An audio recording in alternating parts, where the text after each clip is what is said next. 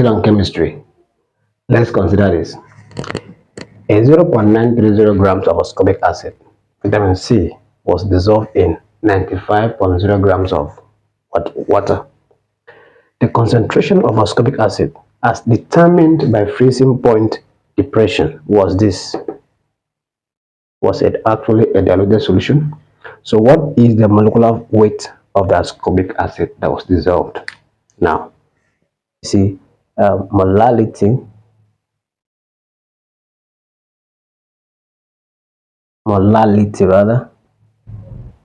is given to be number of moles of solute. In this case, the solute is ascorbic acid C6H8O6 divided by the mass width of the solvent,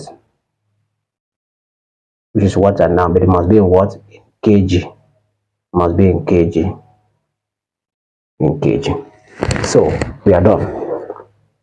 Number of moles of solute not given, but molarity is here. So we make number of moles of solute, which is number of moles of ascorbic acid, the subject formula. So number of moles there for ascorbic acid equals to molality times this.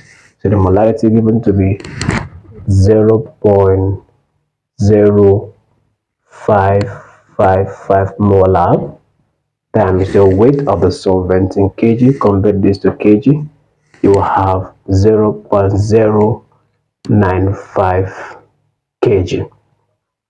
If you multiply, please use your calculator, you will obtain 0.00527 moles. That is the moles of the ascorbic acid. Now we are looking for the molecular mass. Now, number of moles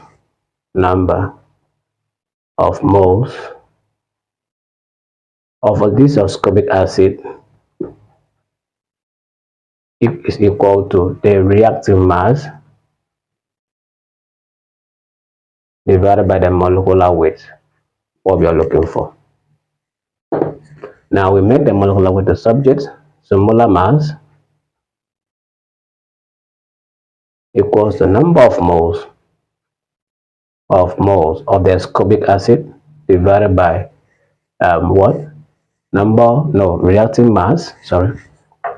reacting mass divided by what? The number of moles, of moles. So that will be reacting mass given to be what?